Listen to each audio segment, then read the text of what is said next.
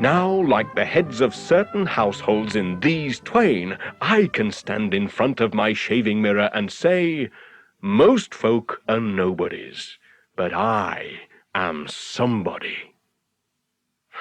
But with these twain, I've written my last novel about my native heath. I will, however, continue to stand up for it, for without the Potteries I would be nothing. The Journals, 25th of September, 1929. I have written between 70 and 80 books, but also I have only written 4. The Old Wives' Tale, The Card, Clayhanger, and Riceman Steps. All the others are made a reproach to me, because they are not these 4. And now Federation is come, and is a great change. But great changes do not happen suddenly. During centuries, each town of the Potteries had been nursing its individuality in the isolated remoteness of its valley or its hill, and one cannot undo the work of 700 years in 7. Now that you understand, you will not be surprised that the inhabitants regard you, the obvious stranger, with a preliminary cautiousness. To do so is the profound instinct of withdrawn communities. Nor will you be surprised later at the extraordinary heartiness of their hospitality. Such hospitality is the profound instinct of withdrawn communities. And I hope you will not be surprised at the dirt and the large slatternliness of the district's physiognomy. I hope you will drop that attitude of disgust and blame which is so foolishly characteristic of people who come from an agricultural or bureaucratic community into an industrial one. Ruskin gorgeously inveighed against the spectacular horrors of industrialism, but he would probably have been very cross if he had to drink his tea out of the hollow of his hand in default of a cup, and to keep himself warm with a skipping rope in default of coal. Yet neither cups nor coals can be produced without a great deal of dirt. You use coal, you want coal, you are very glad to have coal, and a number of other things which cannot exist without coal.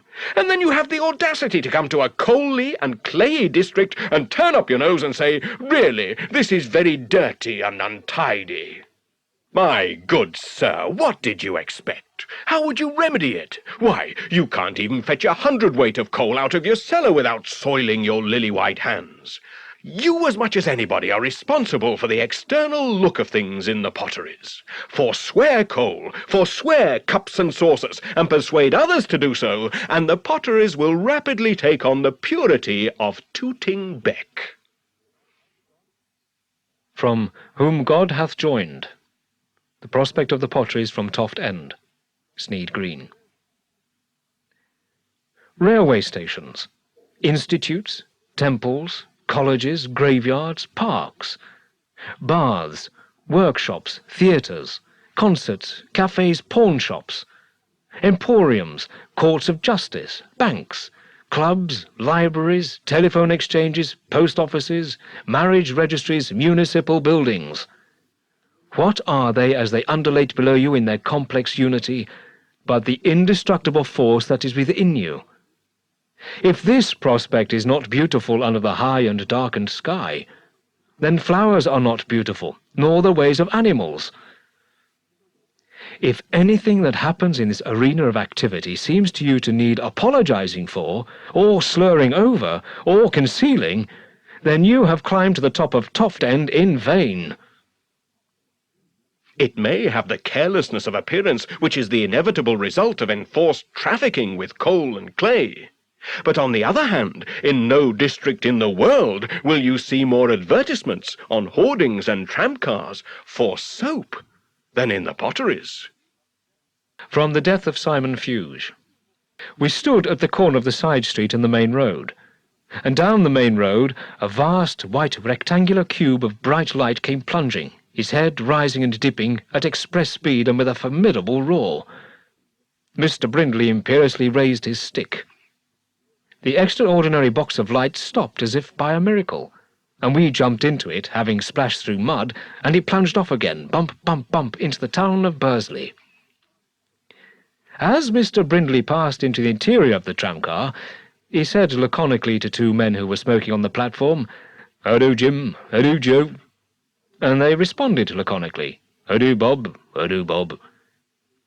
We sat down. Mr. Brindley pointed to the condition of the floor. "Cheerful, isn't it?" he observed to me, shouting above the din of the vibrating glass. Our fellow passengers were few and unromantic. Perhaps half a dozen altogether, on the long, shiny yellow seats of the tramcar, each apparently lost in gloomy reverence. "It's the advertisements and notices in these cars to the joy of the superman like you and me," shouted Mr. Brindley. "Look there. Passengers requested not to spit on the floor. Simply an encouragement to lie on the seats and spit on the ceiling, isn't it? Wear only Noble's wonderful boots. Suppose we did. Unless they came well up above the waist, we should be prosecuted. But there's no sense of humour in this district." In my youth there existed less than 2 miles of tram line in the entire district, and only 2 trams, drawn by horses and travelling between Hanley and Burslem, twice an hour. Now electric tramcars in scores run about everywhere, from Longton in the south to Tunstall in the north, and from Newcastle in the west to Smallthorne in the east. And it was precisely these rapid tramcars which at last broke down the stubborn individualism of the separate towns, and brought about their federation and the triumph of Hanley, the central and largest town. Another case of geography influencing history. Hanley was in the middle. These trams were always flying to Hanley, and the large shops and places of amusement were very tempting. And so the large shops and other establishments grew larger and more numerous, and they are still growing and increasing, and Hanley will soon have a population of 100,000. Inevitably the retail trade of the other towns languished. Useless for the other towns to complain. Useless to fight against the temptation of those trams. For a penny or twopence in a quarter of an hour the man or woman with money to spend could be in Hanley, and not all his love for his native town would keep that man or woman out of Hanley. Thus a smaller patriotism was gradually overcome by a greater patriotism, and the tendency of the Potters to think of themselves as one single community instead of half a dozen communities was strengthened. And though each town still protests against losing its identity will undoubtedly have to go. The loss is part of the price paid for progress and for breadth of mind. Even Hanley, the victor, has had to sacrifice something. It would have liked the Federated Potteries to be baptized with its own name. But in the struggle for nomenclature, Stoke-on-Trent has won. And rightly, for it is the centre of the railway system and of the postal system. To the outside world of travellers and addressers of envelopes, the Potteries has always been associated with Stoke-on-Trent, and the association will properly remain. Federation! What a battle! And what grand material for the great work! From The Old Wives' Tale. Was the name of Bursley to be lost to the world? To ask the question was to give the answer. Then dawned the day of battle, the day of the poll, when the burgesses were to indicate plainly by means of a cross on a voting paper whether or not they wanted federation. All partisans of federation sported a red ribbon. All anti-federationists sported a blue ribbon. The schools were closed, and the federationists displayed their characteristic lack of scruple in appropriating the children. The federationists, with devilish skill, had hired the Bursley Town Silver Prize Band, an organisation of terrific respectability, and had set it to march playing through the town, followed by wagonettes crammed with children who sang, "Vote, vote, vote for Federation, don't be stupid, old and slow. We are sure that it will be good for the community, so vote, vote, vote and make it go." How this performance could affect the decision of grave burgesses at the polls was not apparent, but the anti-Federationists feared that it might, and before noon was come, they had engaged 2 bands, and had composed in committee the following lyric in reply to the first one. "Down, down, down with Federation, as we are we'd rather stay. When the vote on Sat is read, Federation will be dead. Good old Bursley's sure to win the day." They had also composed another song, entitled "Dear Old Bursley," which, however, they made the fatal error of setting to the music of Auld Lang Syne. The effect was that of a dirge, and perhaps influenced many voters in favour of the more cheerful party. The Federationists, as one of their prominent opponents admitted, had it all their own way, dominating both the streets and the walls. And when, in the early afternoon, Mr. Dick Povey sailed over the town in a balloon that was plainly decorated with the crimson of Federation, it was felt that the cause of Bursley's separate identity was forever lost. Still, Bursley, with the willing aid of the public houses, maintained its gaiety. All things considered, the Potteries has learned very quickly its lesson of closer contact with the world. It has not yet shed the whole of its primitive temperament, and in all probability it never will, at any rate I hope not. But its progress has been remarkable. Little by little it's become studded with municipal institutions and organizations of amenity of all kinds. Its public life has quickened and developed activities as complicated as may be found in any of your swagger municipalities. Most important of all, perhaps, it has grown conscious of its own ugliness, and has seriously set about to titivate itself. Municipal parks flourish and blossom now in every quarter of it. There are at least half a dozen.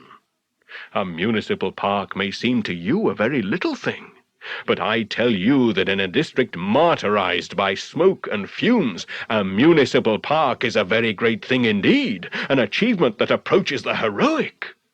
Swords do not grow of their own accord in the Potteries. The municipal gardeners will tell you that each blade of grass has to be brought up, as it were, by hand. And in the matter of titivation and beautifying, there is even now a movement for abating the smoke nuisance.